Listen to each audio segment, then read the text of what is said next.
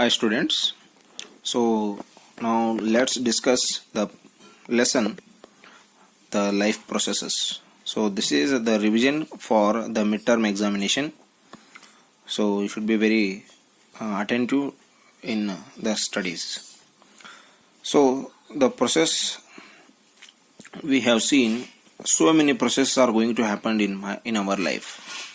So some processes are there which are considered as the life processes, because those processes are the life supporting processes.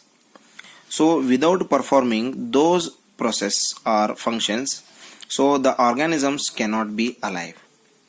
So those kinds of the functions or the processes are called the life processes. So in our daily life we are going to perform knowingly or unknowingly, itself it is going on.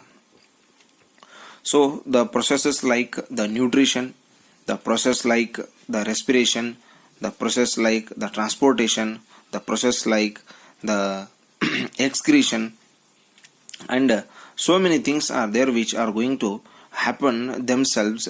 Automatically we are habituated for those processes, because if we are not going to perform any one of those, it means there will be no life. So that's why they are considered as the life processes. So the life processes is actually defined as the basic functions is performed by the organisms to maintain their life. The basic functions is performed by the organisms to maintain or to be alive on the earth. So the basic functions is that may be like the nutrition, respiration, transportation, as well as the excretion. So if the organism is not performing any one function in the proper manner among these, so it means it is facing the problems regarding its life. So each and every function of this group, that is the nutrition, respiration, transportation and excretion, so that is very important. So each and every function is going to play an equal role in maintaining the life of an organism.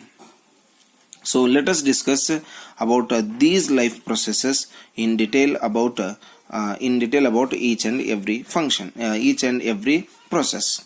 So here we can see the characteristics of the living organisms, that is the moment they need the food, they grow, and they respond, and they respirate, and they excrete, they will reproduce, so they will get the young ones. So all these are the symptoms or the characters of the organisms. So we can see these in the organisms by the help of the basic functions like the nutrition, respiration, transportation and excretion. So let's move towards the first life process, that is the nutrition. So already we know that all the organisms needs the food for their daily life. So food is a kind of the fuel or the material which provides energy to the living organisms. So living organisms uses the chemical energy for carrying the various life processes. So all the organisms uses the chemical energy for the life processes. So the energy which is required by an organism comes from the food that it eats. Okay, so the energy for our daily life, for our life processes to perform any function, we get it from the food what we eat. Okay, so the processes like the nutrition. First let's discuss about the nutrition. So actually food is the organic substance, already we know that, The simplest form of the food is the glucose, and it is also called as the sugar. And the complex kind of the food that we eat, that is the starch. So the starch is also made by the glucose only. So many glucose molecules combine together to form a complex structure called the glucose. And the general name for the substances like glucose and starch is nothing but the carbohydrates. The general name for the glucose and starch is nothing but the carbohydrates. So these are the very common the food materials that we are going to eat in our daily life. Along with this, we eat the many other nutrients like proteins, vitamins, minerals, fats, and etc. So all these things are very essential because each and every nutrient is going to play its own role in maintaining the body structure as well as the body functions.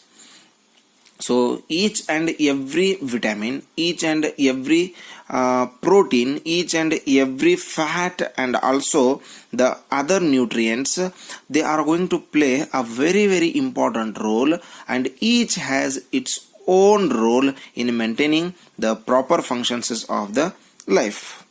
So here let's move towards the next one, that is the organisms are going to get their food by the different methods. So that is called the modes of nutrition or the types of the nutrition. So there are actually two types of nutritions are there. That is the autotrophic nutrition and heterotrophic nutrition. So autotrophic and heterotrophic nutritions are the types of nutritions. So here the word autotrophs and heterotrophs itself defines the meaning of these types. Auto means self. Already we know that auto means self and trop means nutrition. So in the autotrophic nutrition, in the first picture of this page, you can see here the organisms like the herbivores, they are completely depending upon the green plants. So green plants are the producers. Green plants are the producers. So producers means they are getting their food. They are preparing their own food, or they are synthesizing their own food from the simple inorganic materials. From the simple inorganic materials like carbon dioxide, water, and in the presence of the sunlight. By using the inorganic materials like the carbon dioxide and also the water. Water and carbon dioxide are the inorganic substances. In the presence of the using the sunlight, the plants prepare their own food. So this process is called photosynthesis. So like this only, food is an organic material. So by using the carbon dioxide and water, plants will prepare their own food. Okay, so by using inorganic materials, they prepare the organic materials. The food what we eat, that is the organic. So glucose, starch is nothing but what? The organic material. So this means that the autotrophic nutrition is in autotrophic nutrition, the organic material is made from the inorganic materials. The organic materials are prepared by the inorganic materials. So like the carbon dioxide and water by using the sunlight.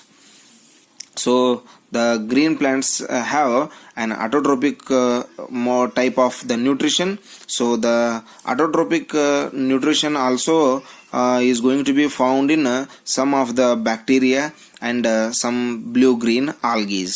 Okay. So those organisms which can make their own food from the carbon dioxide and water, they are called the autotrophs.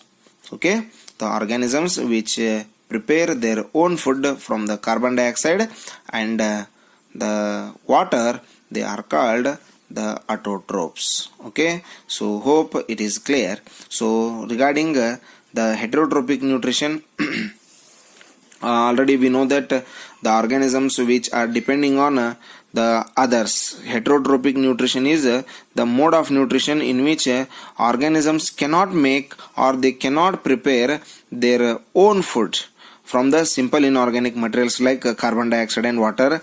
Just we have seen that the plants. So they are completely depending on the other organisms for their food. So already we know that. So the human beings and human beings and animals are completely depending on the other organisms. So that is directly or indirectly on the producers the plants. Okay, so this is nothing but the heterotrophic nutrition, so in which the organisms, so here we can see the tiger is depending on the deer. Here we can see the bear is depending on the fish. So like that, one is depending on other, so one is depending on other, so here also one is depending on other. So here only we can see the heterotrophic nutrition. But the autotrophic nutrition is by utilizing the light energy, by absorbing the carbon dioxide and absorbing the water from the land. So plants will prepare their own food that we will eat. So like this, the difference we can see in between the autotrophic nutrition and heterotrophic nutrition. Okay, so the remaining how the process of nutrition is going to take place, that we will see in the next session. Thank you and have a nice day.